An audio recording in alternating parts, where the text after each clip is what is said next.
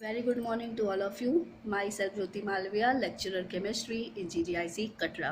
बच्चों, आज हम लेके आए हैं आपके लिए सोल्यूशन का लेक्चर नंबर 4। इन सोल्यूशन के लेक्चर नंबर 3 में हमने आपको टेम्परेचर इंडिपेंडेंट कंसंट्रेशन टर्म्स के बारे में बताया था और कुछ क्वेश्चन सॉल्व करने के लिए दिए थे। आज के वीडियो में हम आपको सॉल्युबिलिटी और हेनरीज लॉ के बारे में पढ़ाएंगे।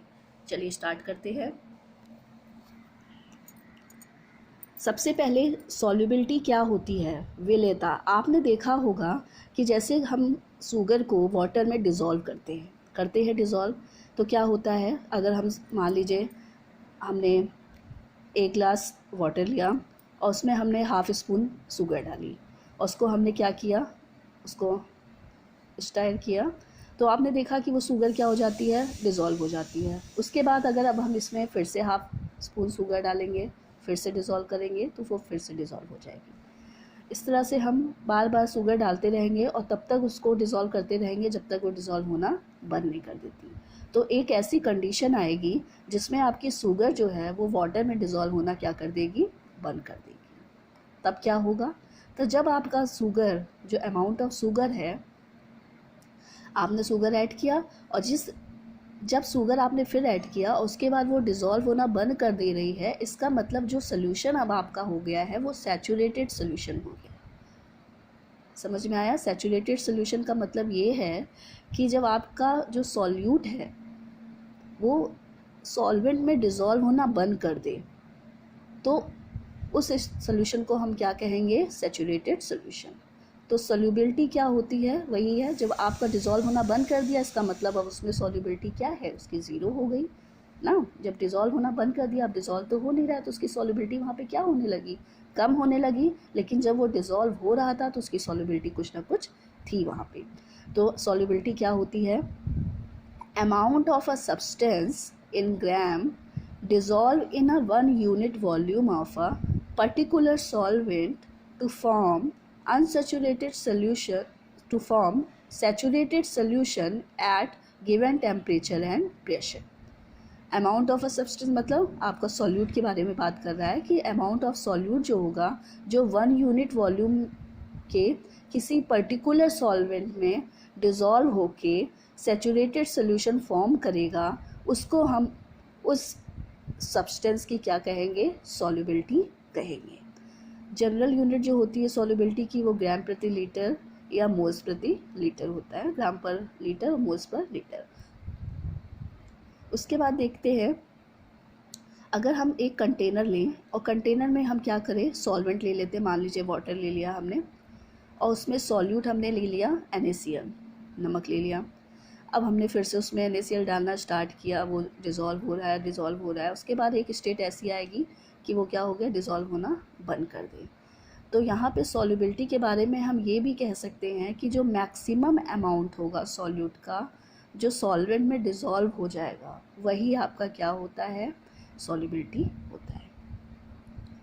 अब आगे ये है कि सॉल्युबिलिटी को कौन कौन से फैक्टर अफेक्ट करते हैं, कौन कौन से फैक्टर ऐसे हैं जो सॉल्युबिलिटी को बदल सकते हैं, चेंज कर सकते हैं। तो पहला है nature of a solute and solvent. इसका क्या मतलब है, इसका मतलब ये है कि जो भी आप सॉल्यूट और सॉल्वेंट यूज़ करेंगे वो 2 तरह के हो सकते हैं, या तो आपके पोलर सॉल्यूट और सॉल्वेंट होंगे या तो नॉन पोलर होंगे।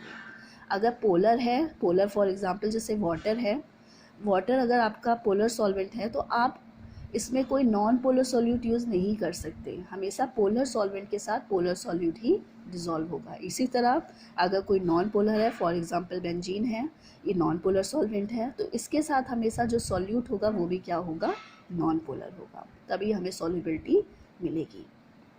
सेकेंड फैक्टर है टेम्परेचर।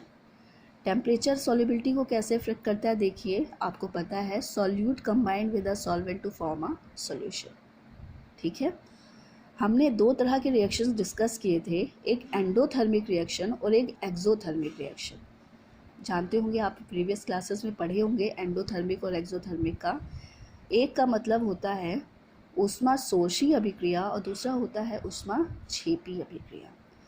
इसका मतलब ये है कि जब किसी भी रिएक्शन को कराने के लिए हमें एक्सटर्नल सोर्स से हीट देनी पड़े, समझ में आया, अगर किसी भी रिएक्शन को कराने के लिए या सोल्यूशन बनाने के लिए अगर हमें एक्सटर्नल सोर्स से हीट देनी पड़े या उसका टेम्परेचर राइज करना पड़े तो वो होता है एंडोथर्मिक रिएक्शन। तो इस केस में अगर हम टेम्परेचर इंक्रीज़ करते हैं तो सॉल्युबिलिटी भी हमारी क्या होती जाती है, इंक्रीज़ होती जाती है। अगर हम एक्सोथर्मिक रिएक्शन की बात करेंगे तो एक्सोथर्मिक रिएक्शन में रिएक्शन के ड्यूरिंग क्या होता है, हीट निकलती है, ठीक है, इसमें हीट देने की ज़रूरत नहीं होती है, इसमें हीट निकलती है।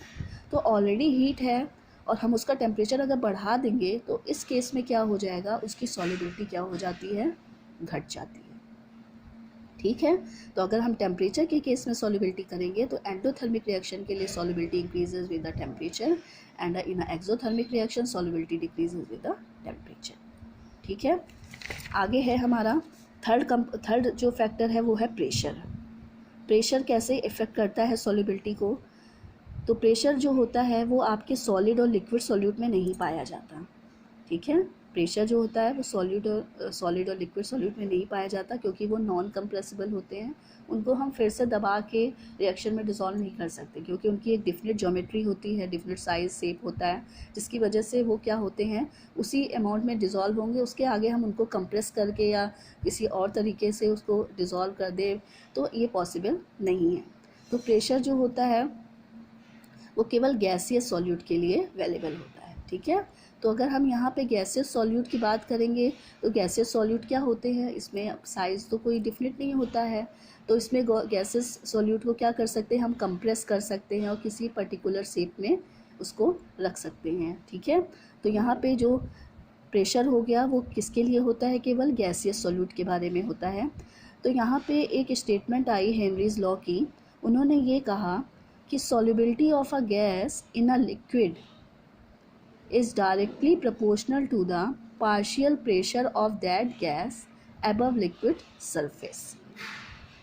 इसका मतलब क्या है कि किसी भी गैस की जो सॉल्युबिलिटी होगी वो लिक्विड में, आपका गैस क्या है, सॉल्यूट है, और लिक्विड क्या है, सॉल्वेंट है, ठीक है। हमने लिक्विड क्या लिया है, सॉल्वेंट है आपका, और सॉल्यूट आपका गैस है। तो जब किसी गैस को हम लिक्विड में डिज़ोल्व करेंगे तो वो उसकी जो सॉल्युबिलिटी होगी वो हमेशा किसके डायरेक्टली प्रोपोर्शनल होगी, partial pressure of that gas, ठीक है।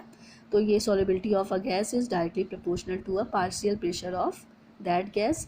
तो ये स्टेटमेंट किसकी थी, हेनरीज लॉ की थी। तो उन्होंने इसी संबंध को आगे बढ़ाया, अब जस्ट उल्टा कर दिया कि partial pressure of a gas is directly proportional to a solubility of a gas, और सॉल्युबिलिटी जो होती है किसी भी गैस की is depend upon the mole fraction of a gas in a liquid, ठीक है। Solubility is directly proportional to mole fraction of a gas. तो इस यहाँ पे partial pressure is directly proportional to mole fraction. तो हमने proportionality constant हटाया तो वी गेट अ कांस्टेंट के H is called a Henry constant.